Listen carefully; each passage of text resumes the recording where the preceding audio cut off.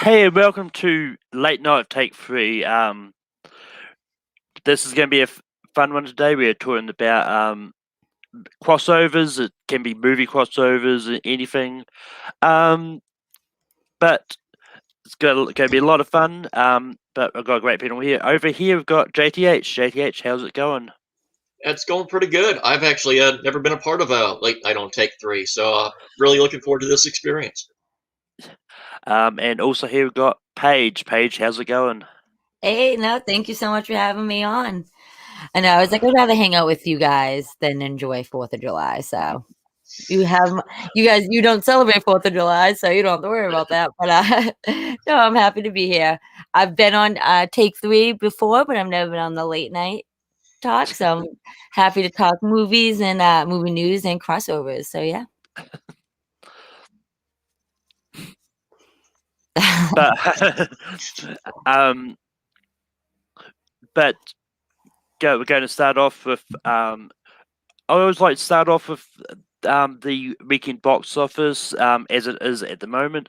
The box office as of today, because it's a long weekend, it is always going to be a lot different. But at the moment, we've got Fast and Furious 9 is top with 24 million. Boss Baby Family Business is 17.3 million. Forever Purge is 12.8 million. Quiet Place Part 2 is 4.2 million. Hitman's Wife Bodyguard is 3 million. JDH, is anything that stands out to you from the box office this week? Not really. Based on what you said, it pretty much fell kind of where I thought it would be. Kind of expected another big week for Fast 9, so it's pretty much status quo, pretty much as I thought. And Paige, anything that's stands out to you from the box office? Yeah, I'm surprised the Purge, the final Purge, isn't doing as great as I thought it would be because it is the final chapter of the franchise itself. And I mean, I guess Boss Baby is very popular because it's killing it right now at the box office. So who would have thought? But yeah, I mean, for me, like even Matt said in the chat, that Boss Baby deserves more. It surprised me that Boss Baby is really loved, it being a kids family movie, so to speak. Mhm. But I believe it is also on Peacock as well. So that's probably a part of the reason why the Oh, I box didn't know office is that. really low for it too. Fast and Furious 9 is a blockbuster. That being top is surprising me.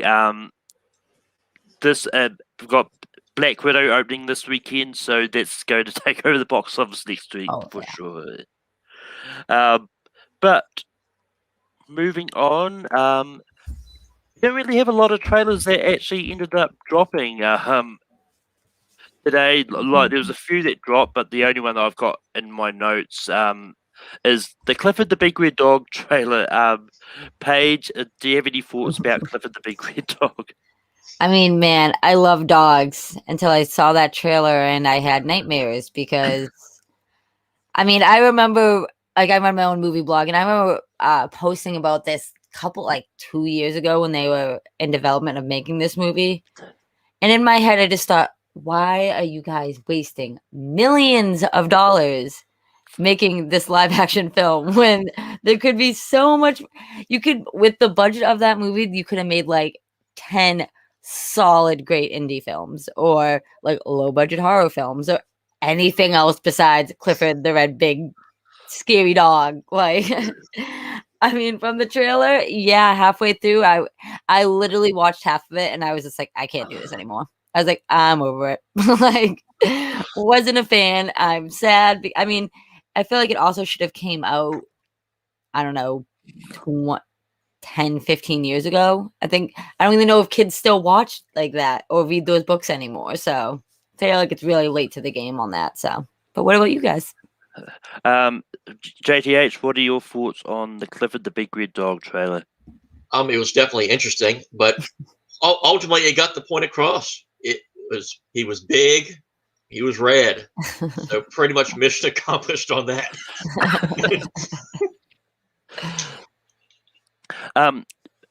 But yeah, I mean, I remember when the But I remember when the first trailer came out last, well, not so much trailer, but the reveal of what Clifford was going to look like. And when that came out, my first thought was, No, God! No, God, please, no! No! No! No!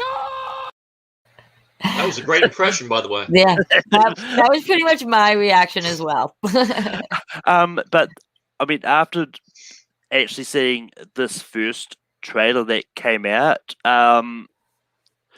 it looks fine. I mean, I remember watching Clifford the Big Red Dog as a kid, Yeah. and it's one of those ones that I'll probably end up going to see it. I'm not going to lie. It looks like it's going to be fun. Just a fun movie, and that there was some weird things in this trailer with Clifford supposedly chewing on a dog and then spitting it out. Just some scary, creepy moments in this trailer. But I'm kind of I didn't think about it now, but like Paige does bring up a good point. I've never heard anyone talk about Clifford lately. I mean, Yeah. Like I was also thinking, I was like, wow, if they were gonna remake like a childhood like show, I was like, they should have done like Curious George. But I don't. Did they do that? I don't know. I know there's like they have done an animated movie of that. yeah, like I want to see like that would be a cool live action. But then again, I feel like they're just like late to the game. That should have came out 15 years ago. I don't know if people. I mean, I don't have kids, so I don't know. But I don't know if it's like something. Baby Shark is like what kids enjoy now. Like, not. I think the interesting thing about I remember 15 years ago we said the same thing about Alvin and the Chipmunks. It's like this is 20 years too late. What are they doing? Yeah. And then it made $300 million at the box office. So it was true. Yeah. And then 3 more movies after that. Yeah. Yeah. Sequel. And I mean, and I think it's one of those ones like, especially because we had Tom and Jerry earlier in the year as well, and like when that came out, I was like, I actually thought the same thing. It's like, do we actually need this? Because while Hanna-Barbera, like I know JD actually knows this, but Hanna-Barbera is a great company and all that. It has a lot of feels, but it's one of those ones like doing a movie of that now when not really many people actually talking about it until I know there's this HBO Max series coming there, which I know JDH is not happy with. But it's just one of those ones that so many of these kids movies that have been done is like, is it too late or is it just capitalizing on hoping the parents remember them so much? It's like, oh, I remember watching that as a kid. I'll drag I feel my like that's what it is. It's like reaching the parents as the audience, not the parents, but you know what I mean. Like it's, I mean, nowadays all movies they try to attract all audiences, and then obviously some movies just have certain audience that it's attracting. But this one, I feel like you said, it's kind of going for like the parents' like memorabilia and be like, oh my god, I remember watching this when I was a kid. When I was a kid, I want to bring my kid to it. So I kind of feel like that's what it's doing in a sense. Yeah. No, it's definitely one of those things. But anyway, to move on, we really don't have a lot of news today, so I'm going to go with each of these sort of individually. The first news story that we do have that was announced last week is there's a new Transformers movie coming out next year. It's Transformers Rise of the Beasts. It's going to be directed by Stephen Caple Jr., who did Creed 2, I believe. Yes. Anthony Ramos and Dominic Fishback are going to be starring in it, and just this week, Ron Perlman was cast as Optimus Primal because they're bringing in Beast Wars, Maximals, Predacons, terraforming aliens. I don't know. It just all looked like a words to me. JTH, what are your thoughts about this new Transformers movie? This is actually the first time I heard about this. It's actually, I'm not surprised they're actually doing this. This is kind of a Transformers series. It's kind of grown on a lot of people. Like I remember when it was first pitched, a lot of people were kind of on the fence on it, but like it quickly grew a fan base, almost as quick as the original Transformers. But with all the Transformers movies that we've had, it's kind of one of those.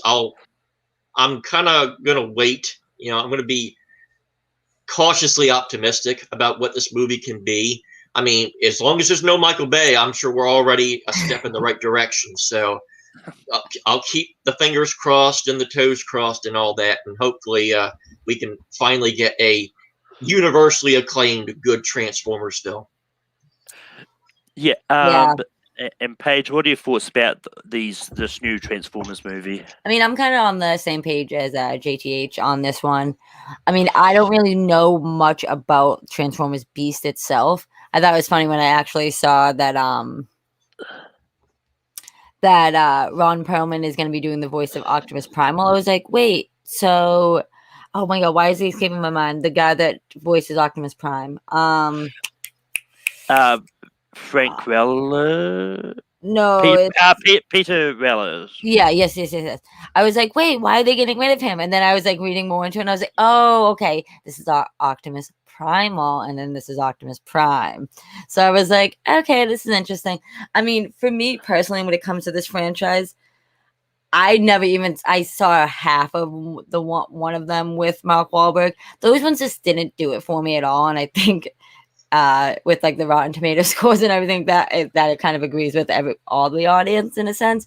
I mean, for me, my favorite one that has come out is definitely Bumblebee. I think what Travis Knight did with that film was so unique and different, a different take than what we got with the others, in a sense, kind of. That, I mean, I love that one, and I mean, and the original obviously holds like a special place in my heart. So, I mean, I'm excited to see the guy that was in The Heights. I mean, he's on the ball right now with that great film. So hopefully he can bring something to the table with this, because we've had so many disappointments with the Transformer franchise itself, besides Bumblebee. And I think the original is like a guilty pleasure for everyone. That hopefully this will bring us back into loving it again, because I feel like Bumblebee did such a great job of doing that I just don't want it to go downhill. I want it to keep going up in a sense. So we shall see. Yeah, I'm kind of on the same boat. Like I just recently watched all the Transformers movies this year, just because I hadn't seen them before. Just for I'm going to watch them. I've judged them a lot just from the trailers and stuff. Might as well actually watch them. Bumblebee is easily one of my favorite ones out of the bunch, just because it wasn't directed by Michael Bay. I think that's part of the reason everyone loves it. But I mean, look, Bumblebee showed that if they can make good Transformers movies. So I think if they take that momentum and move forward, because from what I've heard, this one's going to be set in the 90s and is going to sort of show a bit of backstory to Optimus Prime being on Earth and why he picked Earth in the first place. I know there's a lot more to the story that I've read, but I don't have it all on my notes. But so I'm hoping this is good. They must be going to start filming soon if it's coming out next year. Yeah, they definitely are going to get the ball on that one moving.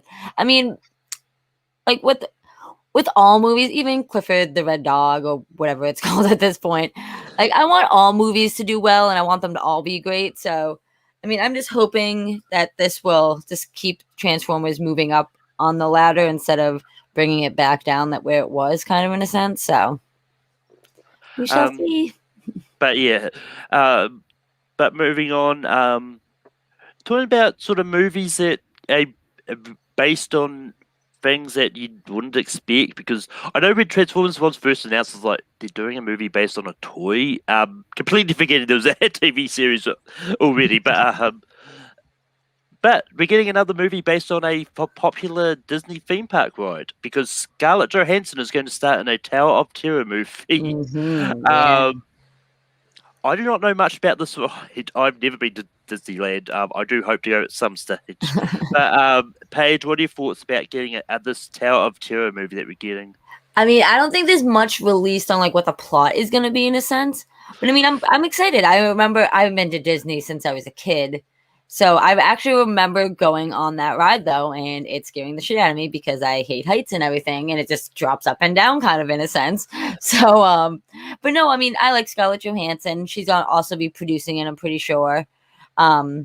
So yeah, I mean, I guess we'll see where it takes. Like I said, I don't think much plot is revealed about this or anything like that. But I mean, Disney seems to know what they're pretty much doing with every film that they take. They own everything nowadays. So I mean, I'm Yeah. excited. I think it will be a fun one though. So fingers crossed. Yeah, and I mean, like this Jungle Cruise that's coming out this year does look a lot of fun. So Yeah, exactly. Yeah, and they have a good cast too. Like you can't. I feel like if you cast like a big name, it's already going to draw people, whether it's good or bad, kind of in a sense. So I mean, they already have that going for them with Scarlett Johansson, who is obviously coming off of Black Widow right now. So I feel like this will be. And she also, 2 years ago, was nominated for a Best Actress and a Best Supporting Actress. So yeah, she's on the right path right now. I don't think she would pick something that wasn't gonna be a great project in a sense. So. JTH, what is your thoughts on this Tower of Terror movie starring Scarlett Johansson? Interesting concept. I mean, it obviously can be good. Disney can, make, anything good when they actually have the right people and the right, mindset of how to do it. So, yeah, I'll keep an open mind. It's something that I never actually rode. Obviously, living in Delaware, you never got a chance to go down to Disney too often. But when we did, it was not a ride that I particularly wanted to get on. Not one of those kind of people. But if I remember, does Disneyland even have Tower of Terror anymore? Because I'm pretty sure it got changed into something else. Pretty sure it still exists in Orlando, but I'm not sure about Disneyland. Yeah, but yeah, yeah, this sounds interesting. Like as I said, I don't know much about this ride, so I don't know what to expect, which is kind of exciting me in a way because not knowing what to expect Yeah. with this. Because I heard a lot about the Pirates ride, and before I went to the Pirates Caribbean movie, I knew of Jungle Cruise. I do not know this one, so this is fun. Yeah. Do you guys think it's gonna be like that Eddie Murphy movie, The Haunted Mansion? 'Cause that's based off I'm pretty sure that's based off of a Disney like amusement Yeah, ride or experience or something like that. Like that was the first thing that came to my mind when I saw the news for this. So I was like, I mean, it's obviously it's definitely gonna be a family movie, like probably a family movie, but like I want it to be kind of like a little bit darker, kind of in a sense, like we got with Cruella. So who knows? yeah. Yeah, I mean, I'm not going to lie. When I saw, when I just read the headline, Scarlett Johansson was starring in a Tower of Terror movie, my first thought was they're doing another Goosebumps movie based on the book, the Tower of Terror, whatever it's called. Which, honestly, if they do a movie based on it, I'll be interested. But the next lot of news is Vanessa Kirby has joined the cast of Florian Zeller's movie based on his play The Sun. JDH, any thoughts on this one? Not really. It's just never heard of it. Never heard of any of it. So anybody down there know anything about this? Paige, I'd love to learn about it. Yeah, I don't know anything about it in a sense, but I mean, I do love Vanessa Kirby. I think she is a great actress. She was just in Pieces of a Woman, right? Yeah. And she was obviously nominated for Best Actress. So I mean, she's doing great stuff right now. So I don't know much about this project, not gonna lie, but Malcolm, you got that at all? Any info for us? Yeah, I mean, the only thing I know about this is it's in the vein of The Father. It's taking another kind of slice of life thing, and is Hugh Jackman and Laura Dern are also in this movie. So okay, yeah. He's now, yeah. Yeah, he's stacking a bunch of like big Oscar casts. This is clearly going to be an Oscar bait movie. Oh yeah, no, it's definitely going to be. I think it's definitely going to be something good then, because if you have Laura Dern in your movie, you can't go wrong. And of course, Hugh Jackman. So. Oh yeah, like I like Vanessa Kirby. Like she's been doing some big moves lately. Like yeah, she's been killing it. Yeah, she's gone from Hobbs and Shaw to being popping up in Oscar movies now. So, but another one is Scott Adkins is in negotiations to join John Wick Chapter 4, which is already stacked to the brim with Yes. a lot of big martial arts. But Paige, any thoughts on this? I mean, I just can't wait to see this movie. I mean, it's funny. I mean, these movies are just awesome. So I'm excited to see them all. I mean, if you think about it, the premise of this whole franchise was Lee getting revenge on someone that killed his dog. And it's turned into all of this now. And I mean, it's badass. You can never go wrong with Keanu Reeves kicking some ass. I mean, this cast now is stacked to its like brim. So, I mean, I'm wondering what else they can pull out of their hat, kind of in a sense, with this. But I mean, I'm excited to see it. I have no idea what the plot is going to be in a sense. So, but who knows? JDH, any thoughts on Scott Adkins in negotiations to join John Wick Chapter 4? I'm looking forward to it. I just now have seen all the John Wick movies. Just within the past year, I saw all 3 of them. I think I kind of like each one a little bit more than the previous one. It's kind of how I personally have felt. So I'm really looking forward to seeing how they pull off another one and how they're going to manage to up the action, up the excitement and the adventure again. So it's one of those rare franchises that actually, in my opinion, gets better with each film. And also, just joining us today, we got Manning Franks. Manning, how's it going? I made it. I hit the wrong button and I completely got myself out of here. You saw him. You saw Malcolm. Anyway, I just finished cleaning the grill and now I am here after Happy July 4th for all Americans out there. Hope you enjoyed your grilling like I did. I'm going to bring out a couple of news. I don't know if you've got any interested in talking about, but have you seen the trailer for Clifford the Big Red Dog? Yes. What are your thoughts? Ouch.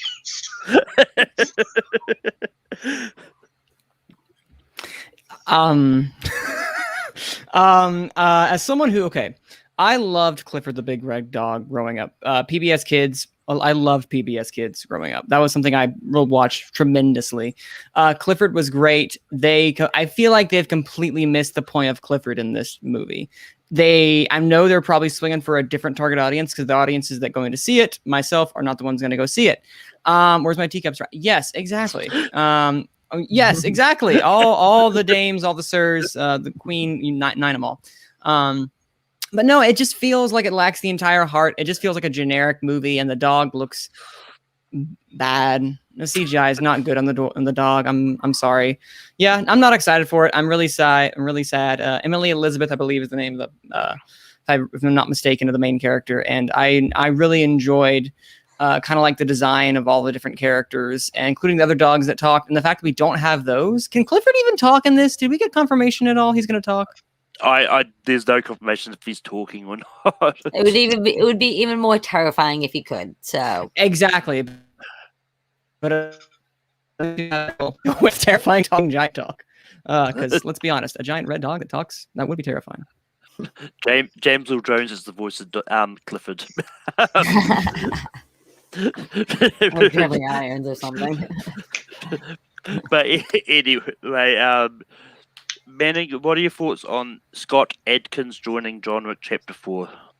I'm not I'm excited because it's John Wick 4. I mean, you already piqued my interest for Donnie when you added Donnie Yen to it. So Scott Adkins, I know. Correct me if I'm wrong. He's a stuntman who was the one I know off the top of my head. He was the stuntman for Deadpool and X-Men Origins Wolverine, if I'm not mistaken. I believe so. Okay, cool. I love good stunts. The stunts are always great. The visuals and the set pieces I love in the John Wick series. So sure, why not? Why not? But moving on, some set photos for Knives Out 2 was released, and apparently these photos have been taken down since as they were leaked. But apparently it's been revealed from the photos that Ethan Hawke is in Knives Out 2. Manning, what are your thoughts on Ethan Hawke being in Knives Out 2, apparently? Oh, geez. I have not seen these set photos. Oops, sorry. I have not seen these set photos, so this is going to be... And that's fine by me. Sure, give us all the talent at this point. Just every single movie, by the time we're done with this trilogy, every single person in Hollywood will have been in Knives Out, and I'm here for it. So just give it to me. I'm excited to see what Ethan Hawke can do because why not? That's my thing. Why not? Why not? Let's do it. Paige, what are your thoughts about Ethan Hawke being in Knives Out 2? I mean, I'm just waiting for my phone call to join it because I would love to hang out with Ethan Hawke, Kate Hudson, all of the fabulous Daniel Craig, like all that fabulous cast in Grease right now. So, I mean, this film is going to be awesome. I really, really enjoyed the first one. So I'm excited, and it's going to be a Netflix movie. So it's just very interesting. And they threw a crap ton of money at them. So they can do whatever they want. Ryan Johnson is great. Ryan Johnson is his best when he's doing original work. So I'm excited to see it because it's going to be bonkers and weird. Like I said, I really enjoyed the first one. So I'm excited. This cast is stacked. I'm still waiting for my phone call, Ryan Johnson, but I'll leave it in the comments below so you can give me a call. And JDH, what are your thoughts on Ethan Hawke being in Knives Out 2? The news makes me excited for Knives Out 3 when Jackie Chan and Kermit the Frog will join the cast. So really, I told you, everybody. Yeah, I mean, the more the merrier. Really loved the first Knives Out, and so up the cast, ups the excitement for me. Honestly, if all the martial art stars in John Wick Chapter 4, I'm surprised Jackie Chan hasn't been cast in that already. He'll be in probably John Wick 5. Good, yeah, quite possibly.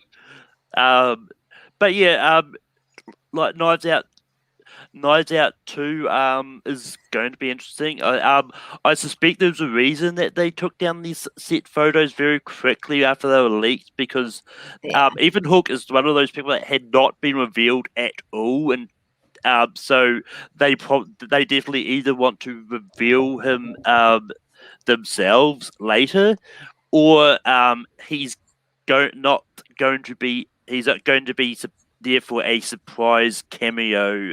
Yeah, I kind of hate when that stuff gets like spoiled from us. It's the paparazzi that does it too. It wasn't even like the filmmakers did it. It was literally the paparazzi got the shot, which sucks because I like to be surprised when I see this stuff.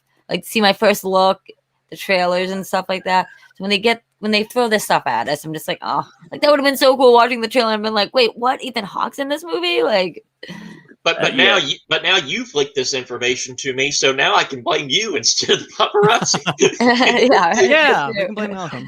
I mean, it's not. I don't have the photos to show. It's not like I'm showing the photos. So I'm just saying that. So for all we know, make it blocked. Yeah, for all we know, you're lying. Yes, exactly. Exactly. He could be lying. But anyway, I'm just going to move to these last two stories because they're pretty much about the same actress. So we're getting a sequel to The Old Guard, and also apparently there's a Fast and the Furious spin-off that's centered around Cypher in the works as well, because we need more Fast and the Furious in our lives, apparently. JDH, what are your thoughts about the sequel to The Old Guard and a Fast and the Furious spin-off about Cypher? Never saw the original Old Guard, so I guess I'll have to get around to see that. That becomes a common occurrence with me. There's a lot of films that I haven't seen, so I usually need to go back and watch some of these old ones when sequels get announced. As far as more Fast and the Furious, sure, go ahead. Make more money. That's fine by me. Someone's getting rich and it's not me. Paige, what are your thoughts about a sequel to The Old Guard and Fast and the Furious Cypher? Yeah, I actually haven't seen The Old Guard either, but I mean, Charlize Theron, she's beautiful. So what's not to love about her, I guess. And I mean, I was waiting for them to do like an all-female Fast and Furious movie, so hopefully this is what it is, kind of in a sense. Yeah, like JTH said, they're never going to stop making these movies. So, I mean, give us an all-female one. I want to see something different. And, I mean, Charlize Theron is an amazing actress. So, give us more of her, I guess. Why not? Manning, what are your thoughts about a sequel to The Old Guard and Fast and Furious spin-off around Cypher? I'm about to make this a holy trinity right over here because I haven't seen The Old Guard either. So... I at this point I will. It's not for want of. It's like I like to comment. I didn't know it was the comics. I Interesting. did know it was a comic. I just haven't seen the Netflix movie. Well, I'm learning something new today. But no, it's been on my queue. But you know those Netflix queues or the HBO Max, watching, saving for later, or whatever you want to call it. They just keep growing over time until ultimately you have to start chopping them out because there's just so many. And the Old Guard's one of those. I want to see it, but I'm excited because Charlize Theron. I have never seen a single. I've seen parts of like the first, but I've never seen a single Fast and Furious film, and I'm just not gripped by them. But I love Charlize Theron, so maybe I'll start by one of the spin-offs. Maybe I'll start watching Hobbs and Shaw, or maybe it'll be the Cypher side one. But I'm excited because it's Charlize Theron, and what she does usually is magic. But yeah, like I have seen the Old Guard. I was gonna ask you, have you? Oh, it's fine. I mean, it's a Netflix movie, so I'm not too surprised it's getting a sequel. Because Netflix tend to give them do lots of sequels, just because they don't spend a lot of money on those. Like, it's cheap enough, and it's not like they're making box office money off them anyway. Because I don't think the Old Guard was released theatrically. And a Fast and Furious movie based around Cypher, I don't quite know why. But I'm telling you, it's gonna be like female centric. It's gonna be like all the chicks I feel like are just gonna be in it, which I'm not complaining. I'm not a big Fast and Furious fan at all. So yeah. But that's what I'm thinking it's gotta be. That's what it's gotta be. I mean, she's not like one of the biggest characters in the franchise. So yeah.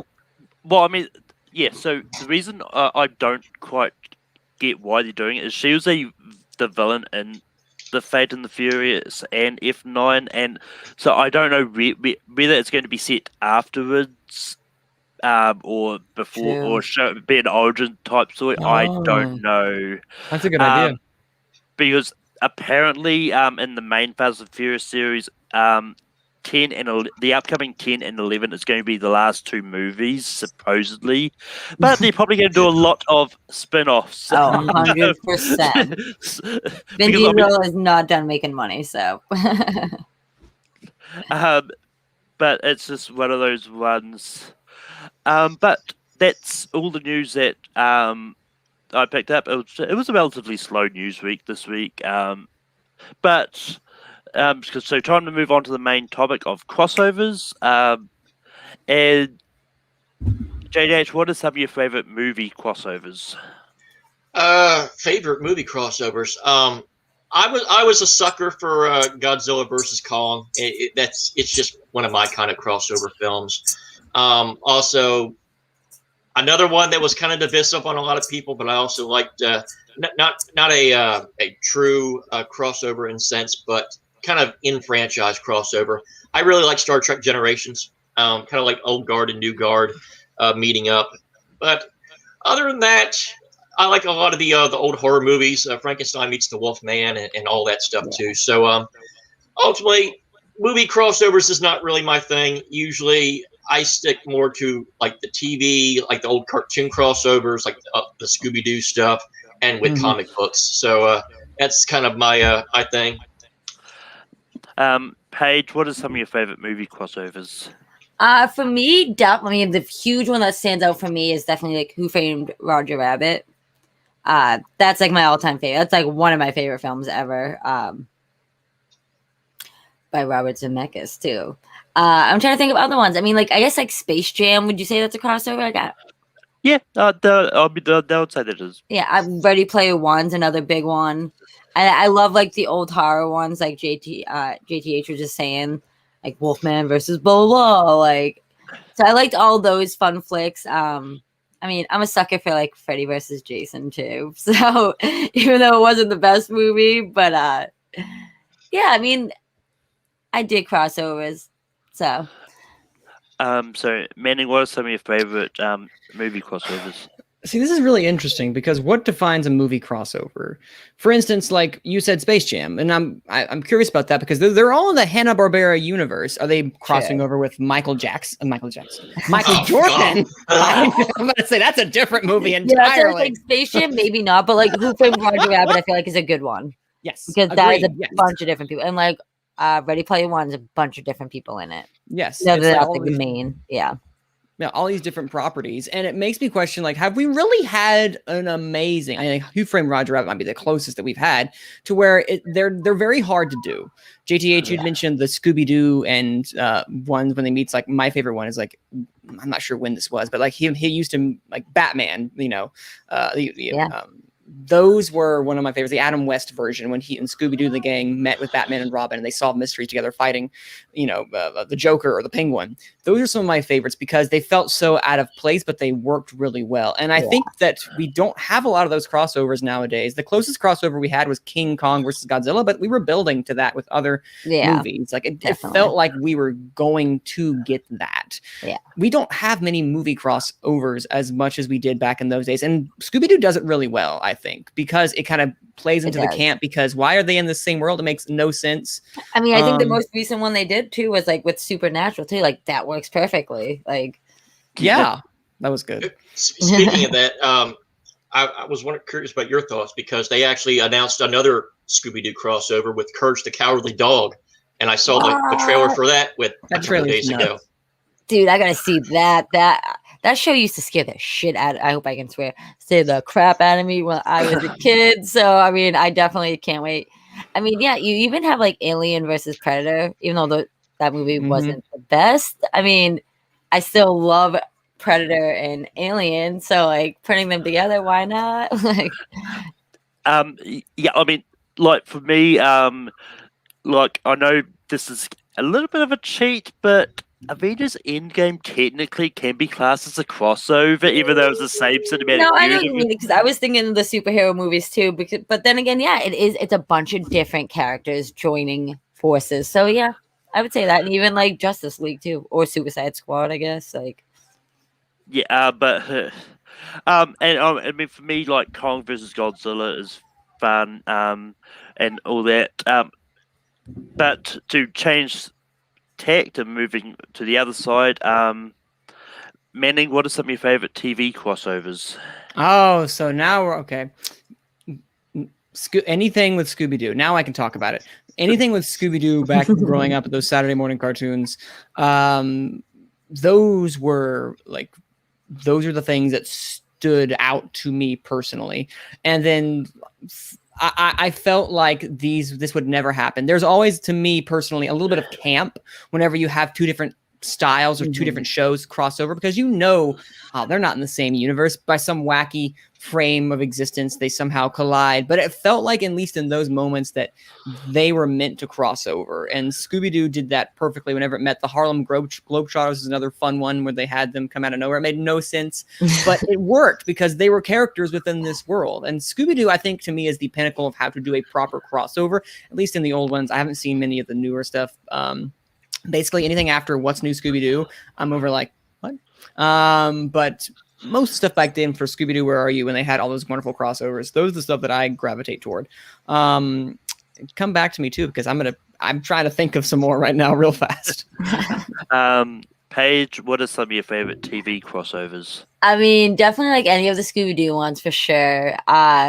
Do you guys remember like Jimmy Neutron and Fairy Oddpals? Yes, when they did like, what is it called, the Jimmy Timmy crossover? There was like 3 episodes of them. That was rad. And then this one's like kind of a throwback, but I used to love the Jetsons when I was younger, and they did a crossover with the Flintstones. And the Jetsons like go back in time to the Flintstones. So that one was pretty cool. I'm trying to think if you have X-Files and Cops. I thought that was hilarious. I don't know if anyone ever saw that episode, but it's very campy. But then again, so it wasn't X-Files, and Cops is Cops. So JDH, what are some of your favorite television crossovers? Let's throw out some more Scooby-Doo ones. The Scooby-Doo Johnny Bravo short is one of my favorites. I was a big fan of the Scooby-Doo Josie and the Pussycats crossover. That was always the one that I resonated towards. Simply, I kind of liked it more when they crossed over with more Hanna-Barbera characters, because that seemed more realistic than crossing over with the Three Stooges or the Addams Family or Batman or any of those. It was much better than just, the Harlem Globetrotters saying, "Hey, we got a big game against the Washington Generals, and we need a good night's sleep." I love there's that. there's a phantom ghost. We can't get no sleep. And Oh, come on, it's funny. It's funny, but it's just, really, you're gonna make an hour-long special on "we can't get no sleep" to beat the Generals? Let's see. Another good one that I always remembered was the Lilo and Stitch Kim Possible crossover. Oh, yeah. Loved that one. And another one, I don't know if it's technically considered a TV or a movie special, but the recent Ninja Turtles Batman special, I was a real big fan of. I think it was kind of based on one of the comics that they had done a few years earlier. But yeah, really loved that. Loved whenever the Ninja Turtles crossed over with the other incarnations of Ninja Turtles. Always loved those. But didn't they do one with like the Power Rangers too? Did I make that up? We choose to forget that one. Okay. I didn't see it, but I was intrigued. we try to forget everything about Next Mutation. But yeah, I mean, I know if Tim Smith was here talking about the many times all the different versions of the Power Rangers crossed over with each other. Oh yeah.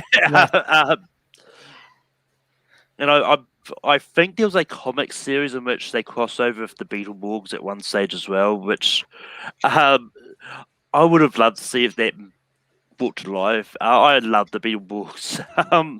But anyway, like for me, some of my favorite television crossovers. I mean, you've got the Arrowverse crosses on Infinite Earths that they did a few years ago now. Was just a lot of fun. I know some people really didn't like it, but like you brought in a whole bunch of different franchises like Batman '89 and Smallville and all the classic superhero shows. And I mean, I would have loved if Adam West was still alive, so he could have been a part of it too. But speaking of Adam West, the crossover I never thought would happen. The Simpsons and the Family Guy. Look, I know that there's a lot of people that really did not like that episode. I loved it. It was a fun crossover. It was bound to happen. They needed to make it, so yeah. It was just one of those ones, and I mean, you even got a cameo from Fred Flintstone in there as well. Oh wow!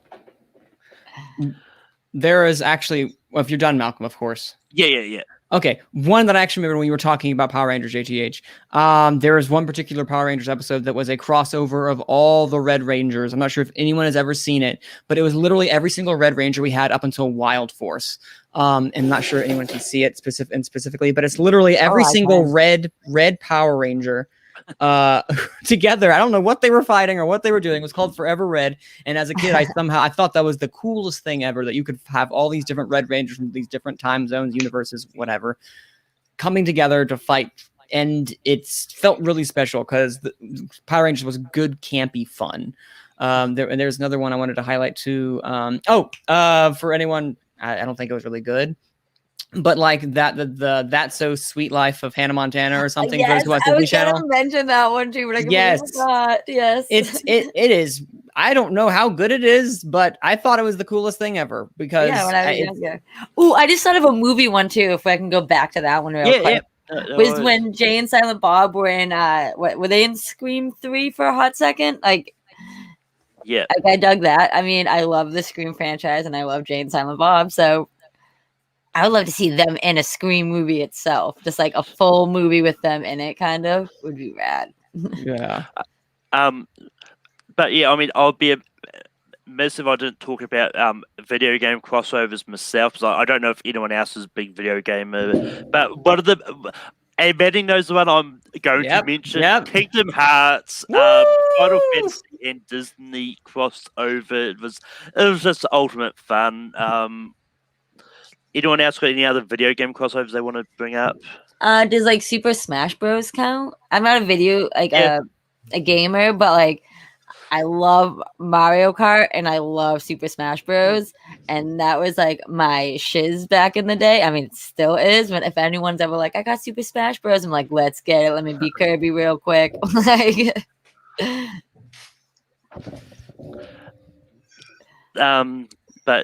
but yeah, I mean, Manny, Wait, I wouldn't know if JTH didn't have anything. I don't want to. I steal his thunder. I'm trying to think of the particular one. I'm trying to remember. Is it called Lego Dimensions, where you have all the different Lego universes? They all come together. I especially like doing all the Lego Doctor Who stuff. That was always a lot of fun. You get to play as each Doctor. That was always a lot of fun. I always wanted to play that, but I never got into those mainly because you had to buy all the accessories, and I'm like, I'm not about to drop all the money on all those different little Lego figures because it's like Disney Infinity. That's how they get the money. They just want to keep buying all those figures. I mean, as someone who did drop all, How did it go? I mean, it was a lot of fun. Like the main storyline was like it was centered around Batman, Wild Style, and who's the other one? And Gandalf. Of course, I forget Middle Earth. But basically, they end up traveling to many different worlds. Like they travel to Wizard of Oz. Doctor Who pops up there. They just travel all the dimensions, to try and save all the dimensions from being destroyed by this big evil dude. Like the best way to describe it is kind of like Crisis on Earth. Crisis on Infinite Earths in a way. They go to a bunch of the different multiverses. Then that's pretty cool. And then you could buy like Marty McFly and other ones and Newt Scamander from Disney World and Harry Potter just to come join in because like it's one of those ones you can't complete the main storyline completely 100% with just the 3 characters you start off with. You do need a lot of the times you do need all the different characters to be able to collect all the mini kits and stuff, and it's just a lot of fun. I'm just sad that they didn't finish it. They finished it. I'm just sad they didn't continue it because it was a lot of fun. Kids were still paying for it, but I think it's just ultimately I think it just ended up being too expensive for them. No, I mean, yeah, I think the Lego games are really, I mean, even as an adult, they're really fun games. They're just very casual. You just hop on, you can just kind of play with very simple controls, but very visual. It's a really fun game. But I'm looking back, and there isn't really a single video game. Actually, I've held back. There is one video game I want to talk about first: Marvel versus Capcom. The arcade game that I played, Marvel vs. Capcom 2. It's literally, I played it at the arcade and I would never leave because the selection of heroes was fantastic. I'm not talking about Infinite, the latest one, but the one that they played at the arcades, the second one, fantastic. Yeah. And the third one as well too, Fate of Two Worlds, is also one that I played. Who would have thought that you could have had someone like Doctor Doom suddenly facing like Arthur. Man. Yeah, fighting Mega Man. Like, I mean, it seems kind of that's ridiculous, but it works so well. And of course, Kingdom Hearts, Malcolm. I have to mention that as convoluted, as ridiculous, and as just off the walls that series has become. It is still to me one of my favorite games of all time because it is the definition of a crossover done right. You heard it here, folks. I can talk about it. I remember, I've seen people play it, and it's just like the universe of it. It's just very. The way it's done is spot on, I feel like. Yeah. Agreed. But with that, I have thought of a fun game to do with this topic. On this sometimes this can be my worst enemy, so... Yeah, but I mean... I just spun it once to prime it, but on this wheel I've got a whole bunch of franchises. Actually talking about crossovers because it's actually fitting that we decided to do this topic this week. Are we gonna have to pitch to a crossover with these two spun? Yes, that is that. Oh boy! But that's interesting. The Simpsons popping up reminded me that this week on Disney Plus, you're getting a Simpsons short, which is crossing over with the MCU because Loki, voiced by Tom Hiddleston, is going to be. Serious? I am serious. We are getting a Loki Simpsons crossover. Why not? All right. So I'm going to. They're in the TVA. Right. So I'm going to Oh, spin. Lord. So So if we get Marvel and Simpsons again, that's what my pitch is. so we're going to have James Okay. Bond crossing over with. Have you pre-made these, or are these just random? I put a bunch of different franchises. in Ooh. here. So James Bond crossing over with Super Mario Brothers. What in the world? JDH pitch a James Bond Super Mario crossover. MI6, Mushroom Infestation 6. That's all I got so far. Give me about 5 more minutes. Anyone else got an idea for a James Bond Super Mario Brothers crossover? I'm thinking like nice mustaches like yours, Malcolm, with colorful suits. So like obviously Mario will be wearing like a red tuxedo, Luigi will be in the green tuxedo, and then James Bond's obviously going to be the classic black and white. And they Which are. Bond would it be? Which Bond would you cross over with the Marios? Whichever one you want. It's got to be Pierce Brosnan. He's going to be so campy. Oh, Oh, yes. I could just picture it like in the world though of Super Mario Bros. Like they have to like jump up and like like the thing what is that thing called? Like well obviously you have the little mushroom head, the thing that comes out of like the tunnel thing and like shoots out like the flower thingy. Oh, I can the just piranha picture, plant. Oh, yes. oh. I just picture that happening Malcolm. in the universe. Okay, JTH, I have an idea. I can help you. This might help you, all right? You can veto the idea completely. But in this, M has a mission for Bond. There is a secret organization that has infiltrated the Nintendo headquarters. With Nintendo's permission, of course, we'll use their IP. But they've infiltrated the Nintendo headquarters, and they have put a bug inside them all Mario games. And considering he's the biggest character out there now, the only way they can stop and infiltrate the bug is by Q having a device that can transport Bond into the world of Mario. And so he has to go in there, and he himself will be in the world taking out Bowser, who has been corrupted by this code, and at the same time trying to stop with the help of Mario and Luigi, save the Toadstool Kingdom from sheer corruption. Think kind of almost a Wreck-It Ralph vibe, but James Bond's sense of suave and humor as he tries unsuccessfully to romance Princess Peach, because her heart, of course, is with Mario. Oh, wow! You just killed it right there, dude. Thank you. I had. So like can I 2 just throw minutes. in my little picture of them wearing colorful Please. Mario and Luigi wearing They colorful must. suits? Then Yes. okay, They that's must. the only thing I could add to that because you just killed it right there. So there's that. Then they go to find You've the thought princess, about this, don't lie. and then How do they know? they go to find the princess to find out that the princess is in a different prison. She's been kidnapped again. But they do the next 2 franchises. We're going to have Mamma Mia, and I wish Dave was here. Oh yes, I do too. So Mamma Mia is crossing over with Jason Bourne. Oh my gosh! So it's gonna be a song and dance with Meryl Streep, and Jason Bourne is going to somehow obviously save the day like he always does.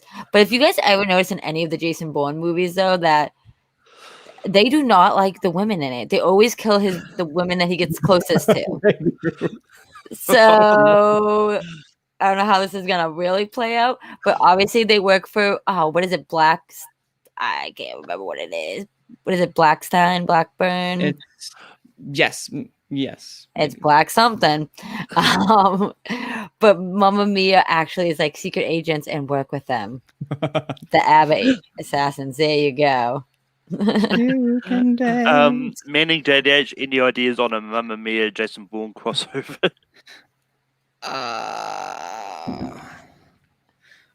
This one's a little difficult. Because one of these has a lot of camp, the other one has 0 camp. Yeah, right. JTH, want to give it a try? Trying to think of a good title. I'm trying to think of something that you can Here. put the Bourne and something that features Mamma Mia, and it's just not coming to me. Treadstone. Why did I think it had something? There is one in there with the. Wait, isn't it Blackbriar? Blackbriar? Blackbriar is like Blackbriar. That's one what of it the. is. There's so many Yeah. organizations. I don't know which one Yep. is which anymore. Yeah. So it's called Operation Abba Treadstone. Abba There you go. Treadstone. Abba Treadstone. You and this one, can Jason Bourne dance? Will he have the time of his life? Yes. Find out. He can kill someone with a pencil, so Oof.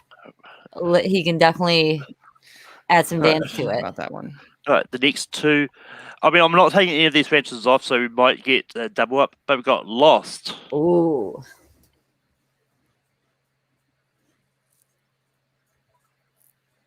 Lost in.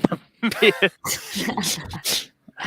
is I'm perfect. gonna spin again just because. Oh. Yeah, let's spin again. Well, I mean, we just recently had Mamma Mia, Lost, and Riverdale. Ooh, so it's obviously the cast of Riverdale gets stranded on an island because all nonsense happens in Riverdale. So Archie and the crew are on a plane going on spring break or something, and they get stuck on the Lost Island, and then they run into the crew, but they don't know what. They obviously have to solve a mystery or something while they're there because they try to be like Scooby-Doo and the crew, kind of in a sense. And then they realize at their end, spoiler alert, they're all dead. Limbo. Uh, That's fine. So is this okay? So as in this world, has the other Lost already happened? We're gonna get real deep into this. Has the other Lost already transpired in this Lost Island that is still here? I have not seen the full Lost series, but it's still there, right? I mean, we can assume it's still there. Okay, fantastic. So we don't know as the audience. Now I'm kind of debating in my head. I want to see this now. So they're just kind of there. They get lost and they get picked off one by one until they realize, wait a minute, we're already dead. But yeah, like I think Paige hit nail on the head with this one. To be honest, I used to watch Riverdale Riverdale back in the day, not anymore, but because they got way too much nonsense in there. But I mean, I to be honest, I still watch Riverdale. I need to catch up with them. I'm just behind. I'm trying to stay focused on my movie game right now. But no, I really do think if they were to do this, they really could just pull it off by the gang goes on a trip and they end up on the Lost Island. Yeah. JD, any additions you want to throw in here? Show that wheel. I've got nothing. And I've decided I will set it to just removing the choice if once it gets to land on, so we get different options. Right. Oh dear. We've got the DCEU. Ooh, Oh Lord, what is this going to be like? Family Guy? that would be. I know the hilarious. MCU. Oh, Well, I mean, haven't we already Perfect. had this? It's a movie Dude. version of DC versus Mortal Kombat. Or they're in the tournament. All the DCEU characters are in the tournament to save Earth. so this is the would be pretty sequel. badass. This is the sequel to the first Mortal Kombat we got this year. It's already in the stages. We are Yes. planning it. What you don't know is there is another alternate version of Earth where it's just the DCU characters. So we're going to have to love the DCEU characters and these other characters from Mortal Kombat that I can't remember because that movie wasn't great. Yeah. So this I'm down for that. But Dude, can we actually just make that happen? I mean, we're kind of already getting that with the new MCU movie. What is it called, guys? Shang-Chi. Shang-Chi, yes. Yes, like I feel like that's kind of like the Maverick. Oh my god, why can't I talk now? Marvel version of Mortal Kombat. So I feel like if they just put Mortal Kombat in the DCEU, it'd be kind of badass. Next we have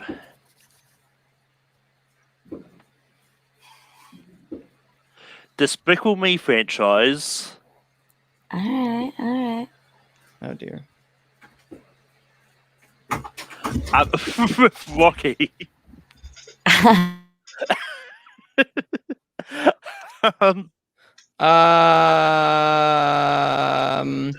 Well, this is going to be interesting. Where's Matt? Matt, help us. Yeah, I mean, like, just for me, what I'm going to throw out there is Gru tries to steal the steps of Philadelphia and has to fight Rocky in a boxing match, and the winner gets to keep the steps. That's all I've got. I just think of the Minions versus Rocky, and they're like climbing on top of him, and he's like swinging them off, and he's like sucker punching them and stuff. Yeah, okay. I got an idea. Rocky has to go to an alternate future to face Ivan Drago's long lost brother, Mignon Dragu. Mignon Dragu. But what you don't know is that the brother is actually 3 different minions in a trench coat. So you can't tell exactly what it is. So he has to figure out. He thinks this is Ivan. What, JTH, what was it again? Mignon Dragu. There you go. Exactly. We don't know what it is. And his trainer is Gru. So all this time, they're fighting each other. When in reality, they need to be friends to stop the true menace of the real Ivan Drago coming back to take down Rocky. Next up, we have. I mean, I'm just going to keep going until. How many? Sick of this. I mean, how many are there? Enough. A lot. There's enough to keep us going for a little bit. Friends up against Riverdale. But the Riverdale has come off. I can see this happening. I mean, yeah. I mean, that's my sister putting off fireworks or not. Oh, hopefully they don't lose their hand. Yeah, I mean, the only thing I can sort of think of is Ross goes visiting Riverdale for to find dinosaur bones because Riverdale probably has dinosaur bones, obviously. Wait a second. Isn't friggin' Cole Sprouse? Wasn't he the Ross's son? Oh yes. So yep, that's what happened. Jughead is the son. Jughead is actually Ross's son, and he's really not a what are they called? They're not snapes. What are they? The serpents. The serpents. Yep. Ross is part of the serpents. He's actually the head leader. It wasn't the real father. Gasp. Plot twist. Yes. Anyone else on Friends in Riverdale before I spin? I've never seen Riverdale, so I can't help. I've read the Archie comic. It's not going to help, though, because they're very different. Predator. Ooh, this will be a good one. I'm really curious where the fireworks are going off right now. They're going off in front of my house. Because my dogs are freaking out right now. Oh my god. You put that on there knowing I was going to be on here, didn't you? JTH, so JH, welcome, take it away. My Little Pony. Please. Oh my god. That is perfect. Holy cow. Bloodbath ready to happen. Arnold Schwarzenegger. So the Predator comes through a mysterious portal through the mysterious dungeon of Tartarus and escapes Tartarus to invade Ponyville. And it's up to Twilight Sparkle and her friends to get rid of the evil Predator with the help of Princess Celestia, Princess Luna, and Discord. Because Discord can take care of anything. And of course, he's going to do a great Arnold Schwarzenegger impression while he's there too. So this is My Little Predator. That's a thumbs up for me. So yeah, it's just it's about all I got for right now. But that was actually kind of perfect, and the fact that you knew the names, because I actually think those are the names. You just killed it for me. I mean, and God's in the chat putting My Little Predator. Perfect. I mean, this is what the jingle is going to be. Like, I know, like, the jingle back in, like, the 2000s. I don't know what the current jingle is now, but it's like, My Little Pony, but it's My Little Predator, My Little Predator. It always has my heart. And it just, like, takes out the heart. You'll always be in my heart. All right. That was perfect. That was perfect. Next up, we have Mission Impossible.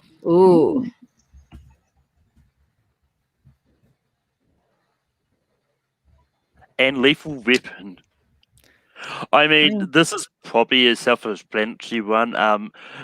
Ethan Hunt teams up with Riggs and Murtaugh to solve a crime. There'll be some crazy stunt involved, obviously, that only Ethan Hunt can do. Riggs and Murtaugh are over their heads. They're thinking like this is then it goes up farther up the chain, and they're like, "What are you doing? We can't jump out of a giant plane." Like, yes, we can. I'm Ethan Hunt. Yep, Tom Cruise is gonna still be badass. So, And somebody's not getting diplomatic immunity. It's not Riggs and Murtaugh. But yeah, and this is the point where Ethan Hunt decides he's too old for this shit. Oh, please and thank you. The next mashup got James Bond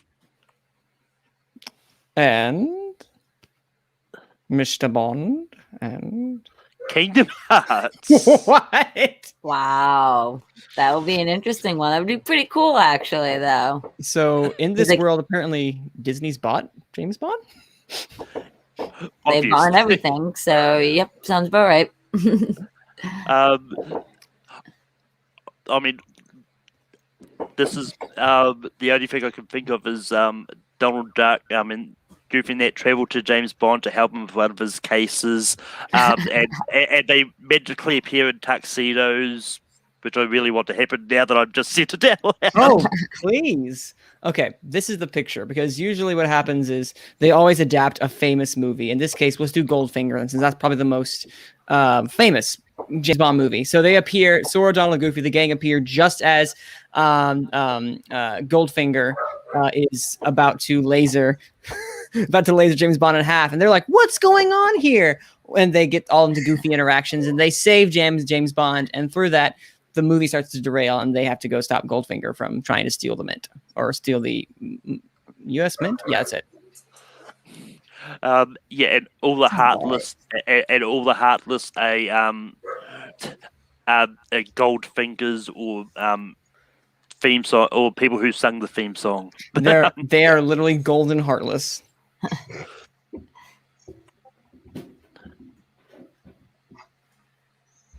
Actually, I want to see that. Wow. Johnny English. Oh boy, with Mission Impossible. Oh, Mission Impossible is off the reel now. Oh. Johnny English and Ice. Wow, that's kind I'm of pretty sure Johnny English has probably already done this in a film. yeah, right. I can see him with Sid. Yeah, I mean, this is, but this is a hit.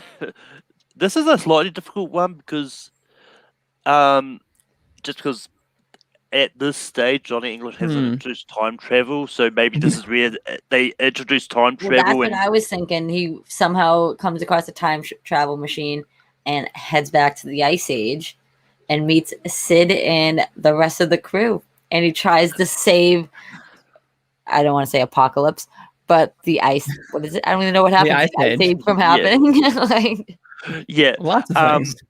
and as soon as as soon as I made this reel, I did test it, and this is one of the mashups that happens. Like, Yo. I was sad that this wasn't one of them that came up on for her, but anyone else on Johnny English and Ice Age before I spin? I mean, he could find Scrat in a ice, and like just frozen in ice, and together they try to find his acorn. That's the only thing I got. We've got Rambo. dude, I want to see a Rambo in a Predator movie. That would be badass. Planet of the Apes. Oh, this is a cool. That would be a cool one. That would be really cool. I mean, I feel like it's just kind of self-explanatory. Like it's just Rambo's in that universe of Planet of the Apes, like War of the Planet of the Apes or something. Yeah. One of the few survivors. Yes. Yeah, I mean that's all I can sort of think of. He gets kidnapped by Charlton Heston's ape from the remake. One of them. One of them. Yeah, one of them. And then Caesar and his band break him out, and they're like, and they have to work together temporarily. Mhm. Yes. First don't blood trust of each the other. apes. First blood of the apes. Perfect. Ooh, I love it. It's a great one. Great title. WB, I just threw on there for funsies. Well, I hope it's not That's Scooby Doo because they've already done that. Watch it be Scooby-Doo. WWE and Family Guy. I mean, That would be kind of cool to see Stone Cold Steve Austin and The Undertaker and Family Guy, and it's a wrestling episode, and Stewie and the crew are just in the ring. Brian, I'm scared. honestly, I think that they've done that before. I mean, what I was thinking about is more. And Malcolm froze on us. What'd you say, Froze. Malcolm? There he is. Yeah. What I was thinking for this one this is one of those ones we're going to veer to a video game of Family Guy wrestling in the veins of Simpsons wrestling from back in the day, but you can have like Undertaker and Stone Cold as playable characters as well. Ooh. You want me to acknowledge you as your chief? I think that's a little culturally insensitive these days. I mean, Peter Griffey, John Cena coming, so I mean, he can't see him at all, so then it'll just be like, Yeah. imagine Next Stewie up trying we to do have- like bring someone who's like, can't grab his legs, Brian. I'm sad, guys. I can only Alien. do like 2 more because my dogs are freaking the F out right now, but I'll definitely do this in one and one more. Ooh, Aliens and what else? Watch it be Predator. Or is Predator off the table? Predators, off. Aliens and Fast and the Furious. Oh my god, well, isn't that what's going to happen in Fast 10? Because didn't they go to space in this one? Or are they going to space in the They next did one? go to space in this I'm one. sure they will continue to go to space. All right, well, they're going to space and they run in with the aliens. And Ellen Ripley, of course, saves Vin Diesel. And instead of a cool spaceship, they're in a cool. Their spaceship is like a dope ass, like old school Mustang. But I'm just imagining like this, it's just trick. It's just a Mustang, so they have to stay in it at the same time to be like, we don't get out of space. Yeah, and I mean, this is funny. This one came up because, like, the idea for this episode came from a article that Manning actually sent to me about Fast and Furious random crossovers, and I don't know if they put this one on here, but this is just. Yeah, no, this would be perfect because imagine we've got a taste of space. I haven't seen it, obviously, but from what I know, they went to space. They get a taste of space in this one. Ellen Ripley has been cryogenically frozen, and then in the Nostromos, and then they crash land on the alien planet or whatnot, and they got to work together as a family in order to take down The family, yes. the family to Family take movie, down yes. the other family of the aliens. Family Yep. versus family. All right, this last one for Paige. What do we got? All right, what we got, guys? We have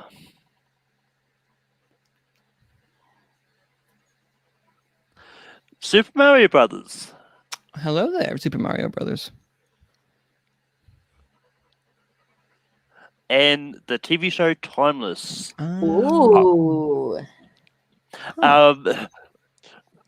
I don't know if any of you familiar. I know Manny's probably heard me and Matt talk about this. I have heard of it.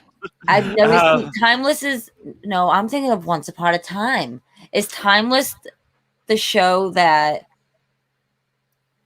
I can't even think of what it is. It's like they go back in time, right? It's like a time travel show, obviously. Yeah, Timeless, they go back in time to various points in history. And I think I know what it is. So, yeah, this is definitely just a time traveling Mario and Luigi going to save Earth. So we're going to the 1,000-year door? I mean, for me, simply is the team of Timeless, who I can't just remember their names now, which is bad to me, but that they have to stop the villain from killing the creator of Super Mario Brothers, so that Super Mario Brothers never exists. Yes. It's so evil. Yes, I like it. I would want to do that. This is a classic. I'll do one more. One more. One more. Why not? I like this game a lot. One for the road. One for the road, exactly. As my dogs are freaking the F out right now. The Wizarding World. Woohoo.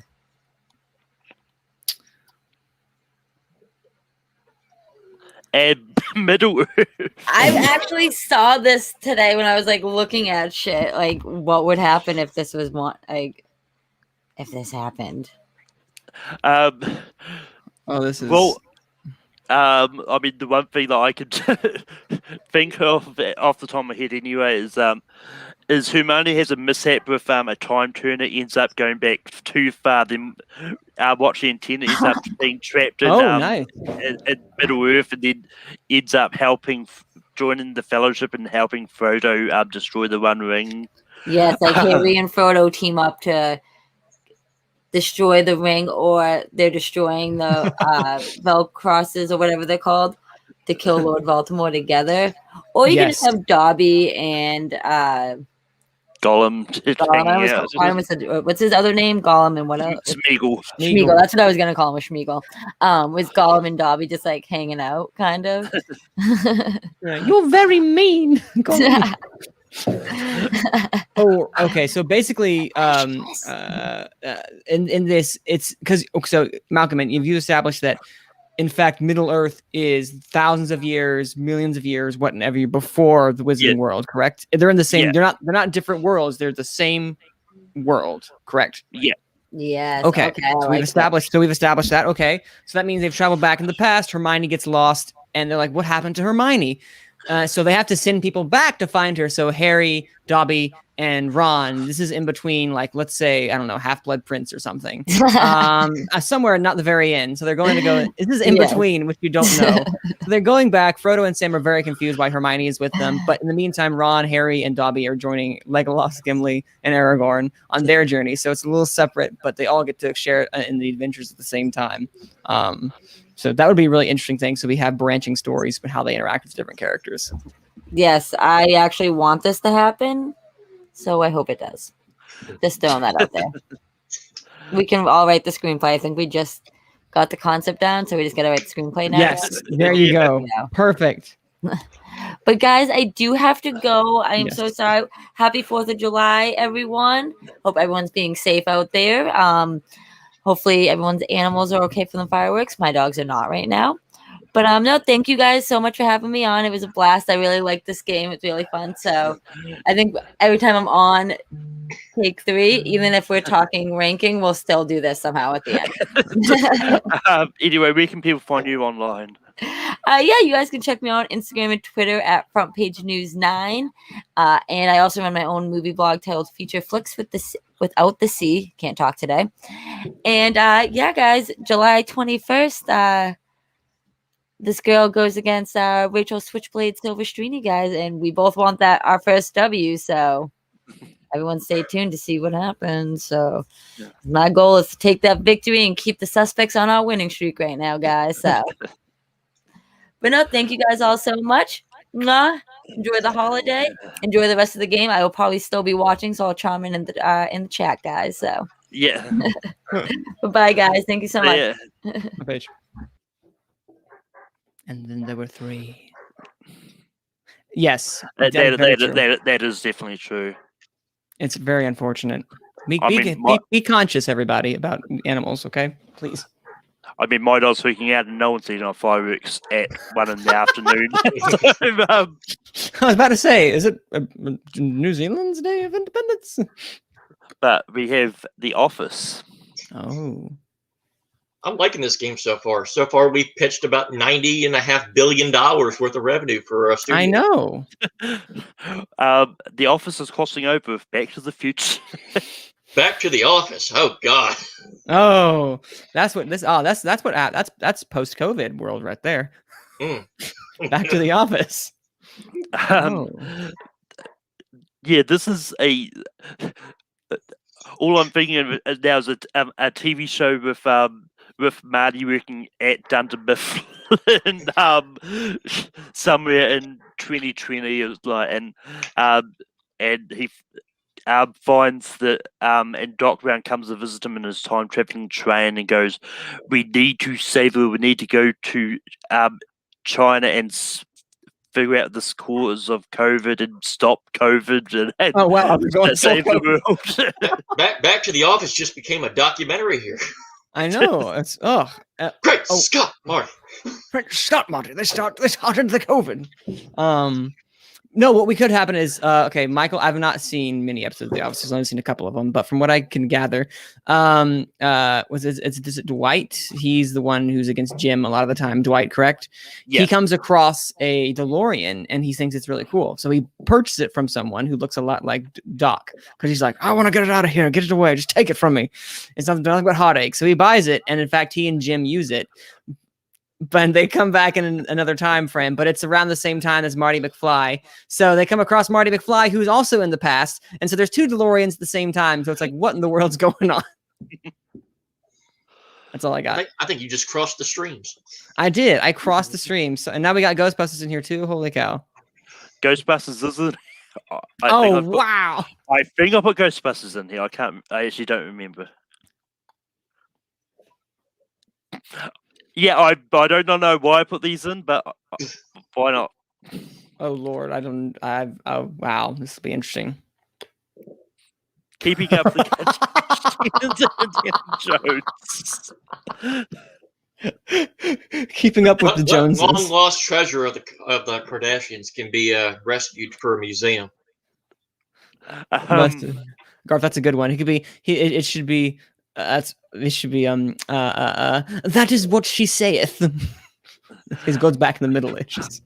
I mean, Kim finds the Ark of Covenant and tries to open it, and her whole family gets face melted. It's a new skincare product, is what it is.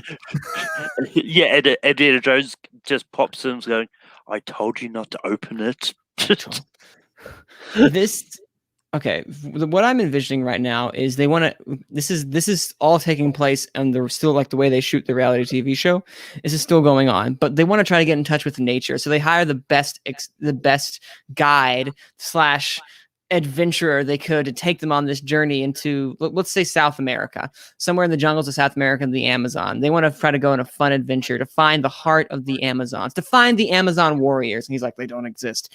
Well, we're going to find them anyway. And then he tries to guide them to there, ultimately leading to horrible and kind of crazy and wacky situations they go into in the Amazon as Indiana Jones tries to let them all come back in one piece. Both Star Trek and Star Wars are on this wheel. Oh, they've not been as well. right? Okay. Is Transformers on here too? I believe so. Sabrina the Teenage Witch. I'm just imagining that with Transformers now. That'd be really strange. Kung Fu Panda. Oh. What? Sabrina the Teenage Witch and Kung Fu Panda. I mean, the only thing I can think of is Sabrina turns herself into a panda and then somehow gets transported to Poe, fights. This is a toughie. I don't have anything for this one. This one's a lot more difficult because they're not only very different and different mediums as well too. They don't have, because these are literally anthropomorphic. Wait, doesn't Sabrina's cat talk? Yes. Yeah. Salem wants to learn kung fu, but no human will want to. No human thinks it's logical enough to want to train him. So let's have Poe teach Salem how to do kung Dragon fu. Warrior. And there actually is a animated Sabrina TV series as well, because they did do an animated one for Melissa Joan Hart. I think it was Melissa Joan Hart's sister voicing Sabrina in the animated series. So basically, they've had 3 adaptations of Sabrina. Wow. You've got the Saw franchise.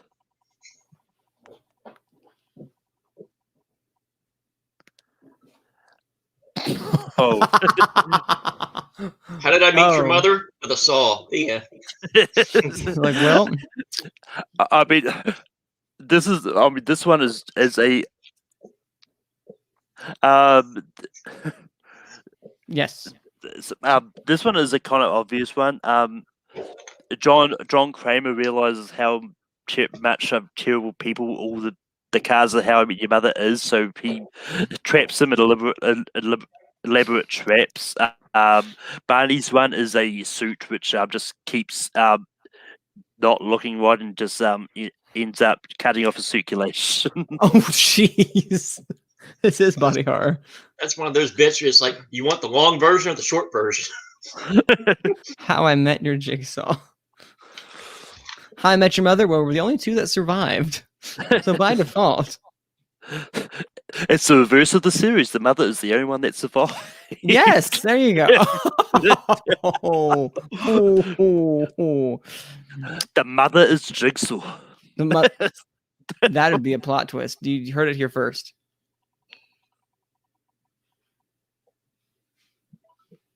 Friday the 13th. Ooh, okay. And Community.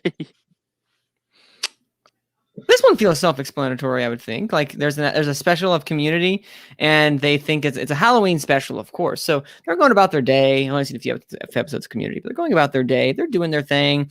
They've had a Halloween costume party, and then someone comes up who dressed like Jason. They don't know who it is. They're trying to guess who it is because it's a masquerade party. Until it turns out the person is actually Jason this entire time and has been killing them one by one until someone wakes up and it's like, this is all a dream. Yeah, I mean it's definitely one of those ones that is definitely. It doesn't have to be a Halloween party. They go to a campground and it's a recreation of the movies. Ooh, yes.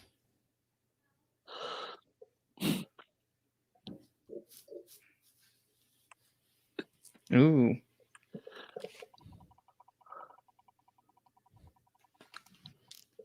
I love it. The Arrowverse.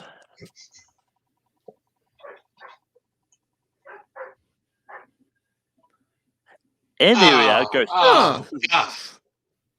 Oh, JTH had strong opinions. What you got? I was kind of hoping Ghostbusters would show up a little bit later because this Arrowverse is not something I'm as familiar with. But let's say what's something that Ghostbusters could. I mean, there is. I mean, Bust? simply. The Flash recruits Ghostbusters to help fight ghost infestation of Central City. I mean, it's the only thing it's the only thing I can think of.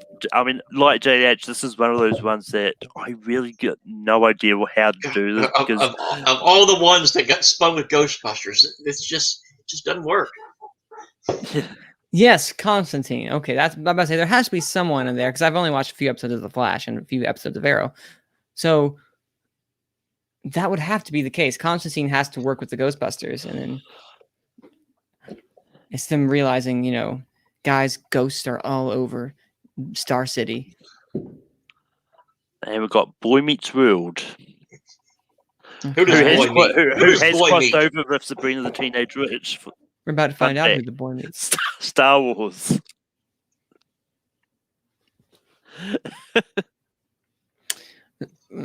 Okay. Mr. Feeney was Obi-Wan Kenobi all this time. So what if so the Boy Meets World was just a metaphor for Star Wars, or vice versa? Yeah, I mean, I've only just started watching Boy Meets World, so I'm not as familiar with the series. Same. But yeah.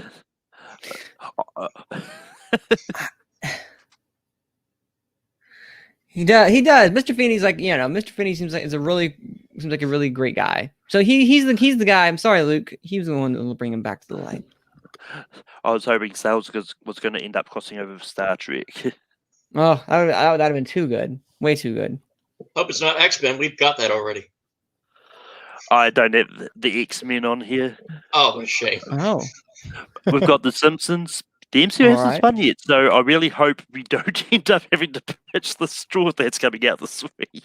I mean, other than we're literally just about to pitch. Are we about to pitch? The Oh, Simpsons and Superstore. I do not know Superstore. I've only seen little bits and pieces of it, but I do not know it. Yeah, once again, this is a show I've started watching. I've never really finished watching a lot of shows. Let's see. A lot of starting, must finish. I mean, the only thing is that the Simpsons go to whatever state the Superstore is in and do shopping. That's all I've got. That has to be the case because I don't even know what is Superstore even about. I mean, I might have put. I agree. I mean, I might have put the. I can't remember if I've put the X-Men on here or not. But I mean, if I didn't, I think it's a case of I just didn't want to run the risk of having X-Men MCU spin where we're going to be getting that anyway.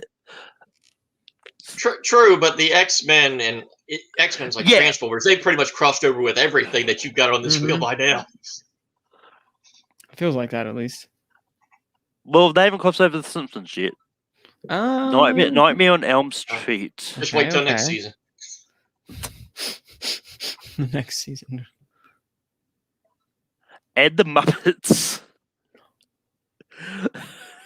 I love these twisted ones that are just kind of like taking something that is so sacred and then destroying it with something horror related. And I mean, there's definitely that game that I've seen on Facebook. It's like pitch this franchise, but Muppets. Yeah, only one person. So the only person I guess in this case would be Freddy, who would not be a Muppet. I don't know. I mean, I think it'd be more funnier and having just all human people and have Kermit the Frog as Freddy Krueger. Oh, you know who should it be? Oh no, what's their names? Hold on. Kermit has a dream, and then Freddy shows up, and he's like, "Who wants bacon, bitch?" I didn't know that. Apparently, Vincent Marshall has appeared in Superstore before. He's in Superstore? No way! That's so cool. I was gonna say you could who Freddy really is. He is Statler and Waldorf. That is who it is. Freddy is literally just they think it's just one person, when in fact it's actually two that are just taking him down. So Freddy is both. So the Christmas caroling Freddy. Yes, they're like we're in your nightmares. Oh, so Freddy's going to have a twin brother, Robert Krueger. Yes, exactly, exactly. There has to be multiple ones. You'd like to see my Muppets. All right. Hey, looks like your face went up in flames. Yeah, so did your career. That actually really funny. We have the Kingsman. Ooh, okay. Got a lot of spy. I realize got a lot of spy franchises on here, but There's a lot of spy franchises out there. Kingsman crossing over Men in Black. Point taken. Well, this is perfect. Like, all I gotta do is just add aliens, I feel like, to the Kingsman world, and you're golden. We already have robots. You're practically halfway there already. Yeah. All the ridiculous gadgetry of reconstructing people's faces. Yeah. Oh, Ghostbusters and Men in Black would be a great crossover. That would be really, wouldn't it be? Ghosts and aliens at the same time. So basically, are you saying that Eggsy basically in Kingsman comes into contact with what's Will Smith's character's name? Oh my goodness. Jay. Thank you, Jay.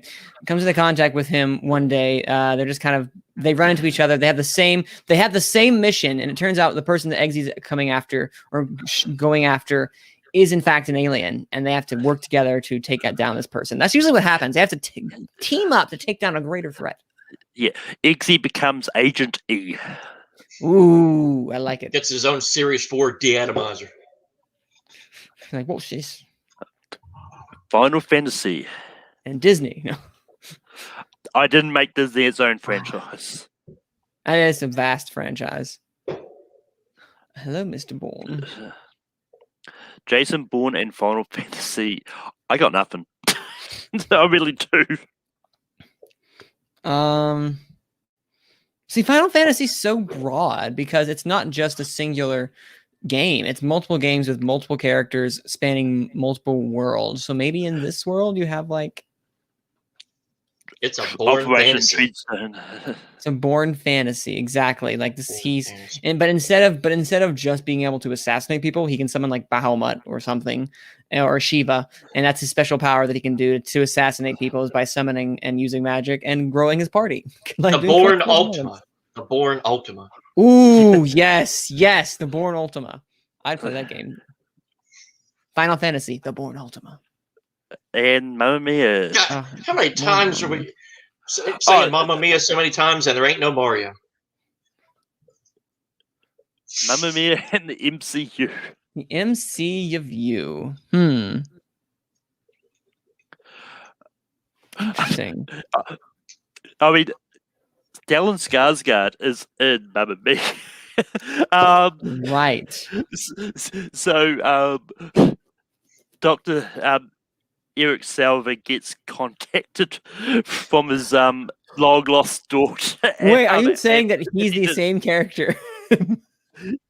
I am saying that he's exactly the same character. I love it. I love that. I love that. So in this, he has to take Thor with him. So Thor all this time is over here in the Greek beaches, and they're like, "Oh, we can't compete with the god of thunder." And then they finish off by singing Waterloo on Asgard. On Asgard. They end on Asgard. That's great. The final scene is on Asgard.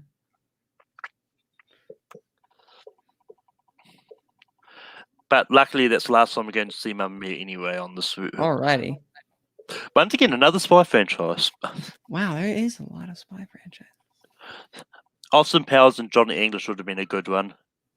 Austin Powers and Jurassic Park. Wow. I mean, Dr. Evil goes back in time to join forces with John Hamm to do evil to learn how to do sharks with freaking laser beams attached to the Which dinosaurs with freaking laser beams. And Austin Powers has to go to 93 to convince John Hamm that opening up a park all about dinosaurs is a bad idea. That's Do not do it. What would you name it, though? What's another Austin Powers title that you can come up with Jurassic Park? Austin Powers Jurassic Park Another Day. What you could do is Austin Powers move your Jurassic. Austin Powers, the park is not enough. The park is not enough. Well, I mean, I love it. The thing I'm going with is with the exception of the first one, the sequels have been a pun on a Bond title. That's very true. So it could be Doctor. I think that's a good question. The Skyfall will be like Dr. Park. Dr. Park or Parkfall or a lot of one-word titles that aren't really helping. Okay, I do have X-Men on this reel. He does have X-Men.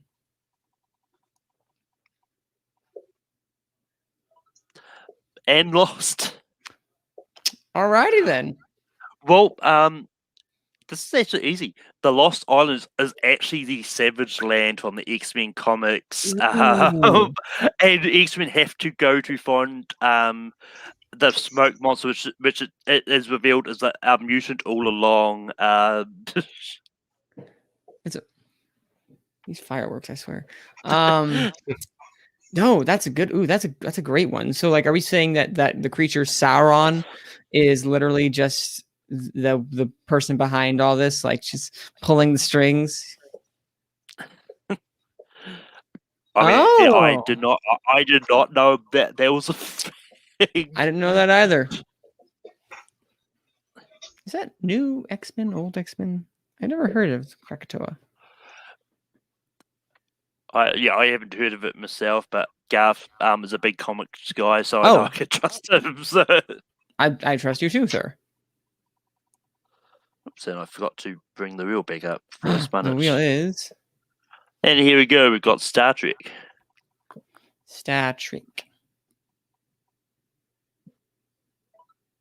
and Tekken. Huh.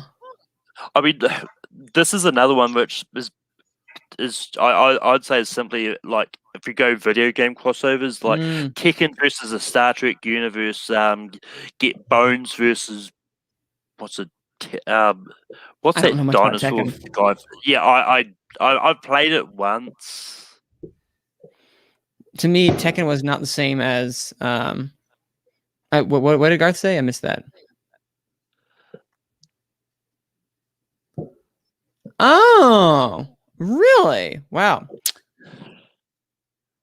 Wait, so you serious? That famous issue was the first time? Wow, I did not know that. That is incredibly cool. I'm learning something new today. I don't know who these characters are in Tekken. I'm over here just like, who are people in Tekken? I remember King, who was the cheetah wrestler dude. Oh yeah, the most famous one, of course. Yes. I'm gonna do a couple more of these because why not? We're almost there. Game of Thrones Ooh, versus Parks and Okay. This is okay. I think Tekken is on that wheel. I cannot remember if I put it there. Oh my goodness. If Taken and Tekken, it would have been amazing. But yeah, Parks and Rec, I'm familiar with Game of Thrones, and I like Parks and Rec, but I really can't think of anything which would work. I know what would work. I'm a big Parks and Rec fan. In it, Ben Wyatt is a big fan of Game of Thrones. In fact, Leslie gives him an Iron Throne to be. Ooh, I love that take. Actually, she gives him an Iron Throne. It's not the real one. First we could sit in just for fun. But in actuality, she has somehow come into contact with the actual Iron Throne. And Cersei Lannister is not happy the fact that Ben Wyatt now sits upon the Iron Throne. So in some weird twist of fate, they have crossed the island of Essos. I don't know the full geography of everything. Cones of Dunshire and Game of Thrones. Yes. So I'm trying to think along the lines of how we get them together, because the Game of Thrones does make an appearance in Parks and Rec, not vice versa, obviously. But I don't know how to get them together, because that'd be pretty great. If the world beyond the wall is literally just Earth, and well, just it's Canada or something, or the Arctic, or I don't know, something very cold.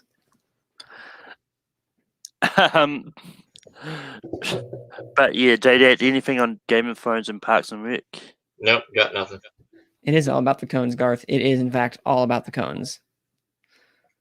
Oh yeah, he's in his pursuit to make a Game of Thrones board game or something. We've got Toy Story.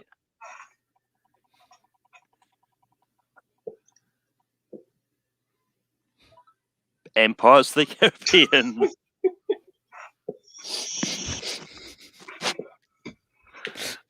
This is where we find out that Woody's like actually an ancient design or something, and he was back in the days of like the pirates. Like Captain Jack Sparrow always won. Drop the mic. It's like, I'm trying to imagine now, like Tia Dalma created, like, you know how she has like, she can make a doll of Woody, and like, you know, Jack Sparrow keeps him with him wherever he goes, and it's just their crazy adventures. Just imagine Tom Hanks talking to, "You are a pirate." I can't do Tom Hanks, obviously, but that'd be a really great interaction. Woody and Jack Sparrow, Captain Jack Sparrow. And we were almost there. Wow. And there's Transformers. Whatever it lands on, I'm sure they've already done it. Watch them not watch them not Doctor have Who. Yes, They've they done it. have. done it. I mean, they've already done Transformers going in time. So I mean, just remake The Last Night but include Peter Capaldi as Doctor Who. Although I think Matt Smith was in one of them. Was he? Matt Smith's Doctor had a lot of crossovers. He's crossed over with both Star Trek iterations, or at least the original 2 Star Trek iterations. He has. Garth, yes, he wins. That's it. That's the one. Heck, I'm almost curious now. I almost want to see myself. I'm sure as soon as I go on Amazon, I'll find something. Oh, I'm sure there is something. I was like, no, I'm curious too. I'm over here like, what? Transform into cars. Yep, that's what I was thinking, Garth. Terminator. Jeez. Which would have been funny if them. So I think Terminator's one of these remaining slots. Oh. Once upon a time. And Grand Theft Auto. what? I found random game things here. Some of them would have worked. I think the only thing I can think of is in the forest that they're in before they became Storybook. They have it. I mean, once again, this is where I'm kind of thinking that of a video game kind of crossover, similar to Simpsons Season 1, in the Once Upon a Time universe. But yeah, it's one of those weird ones that may work somehow.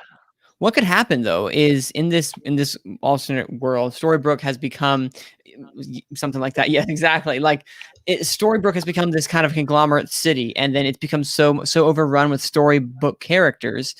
I don't know how Once Upon a Time ended. I got to season 4 after the Peter Pan arc. And is that 4? I don't know. Anyway, so it's become this entire hive of scum and villainy, as Obi-Wan would say.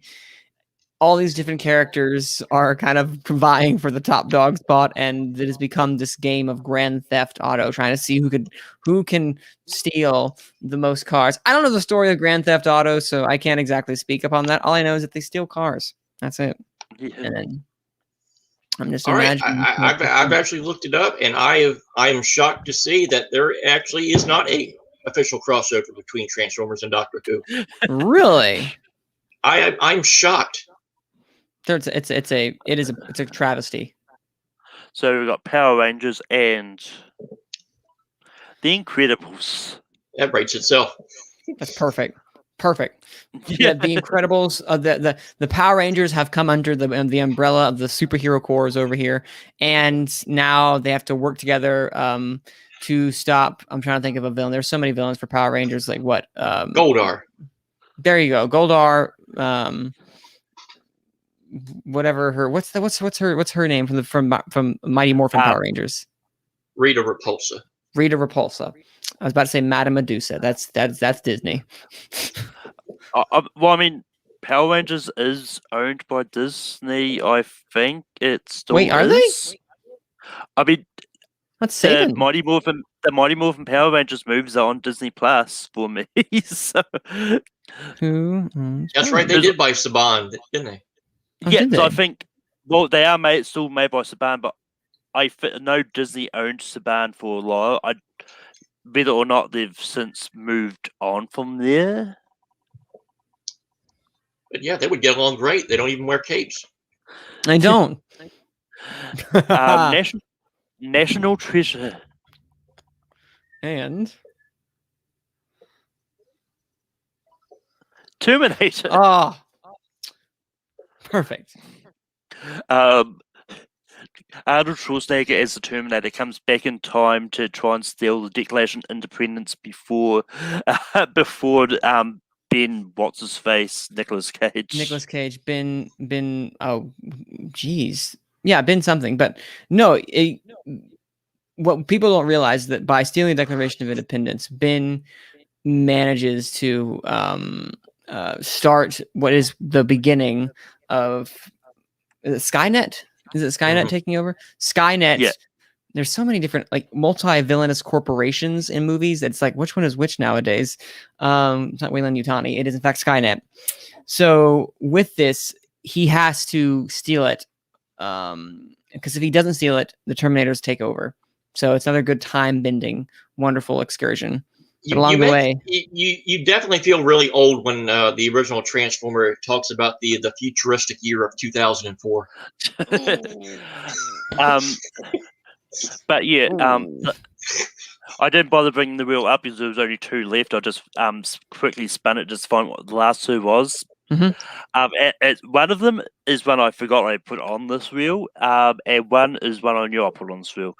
It's Die Hard crossed over with Bob the Builder. Bob the Builder. Oh boy.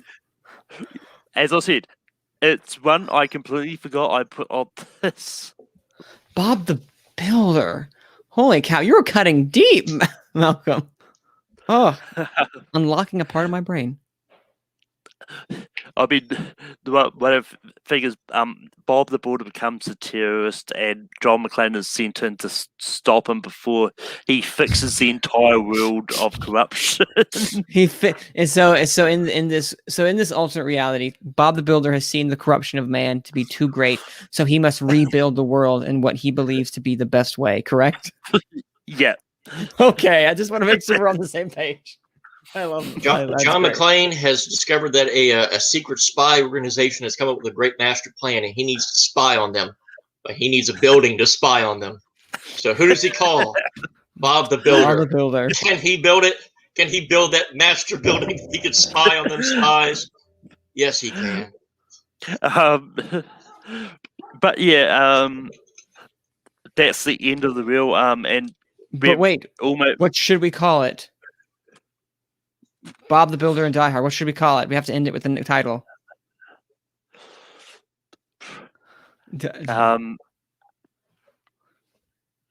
Live free or build hard. Build hard or die trying. Ooh, yes. There we go. Build hard or die trying. I mean, Garth might throw in a suggestion into the before by the time we finish, but we've pretty much on 2 hours. This has been a lot of fun. Like we had a shorter discussion on movie news than we'd like, but then again, it was mostly casting news anyway. But it led us gave us enough time to go through the entire reel.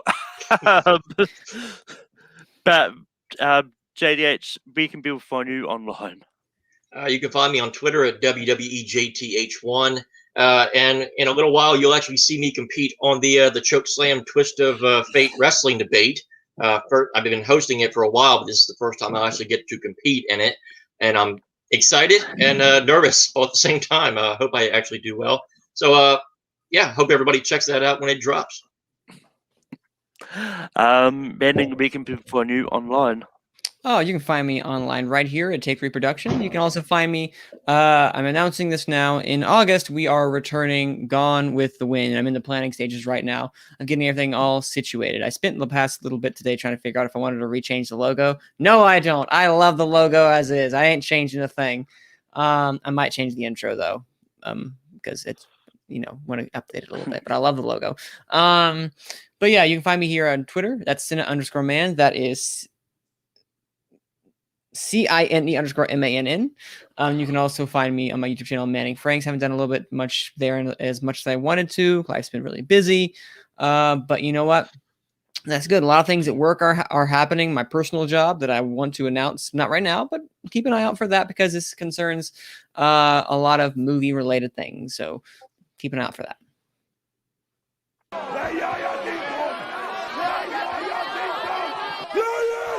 Play Yaya Ding Dong!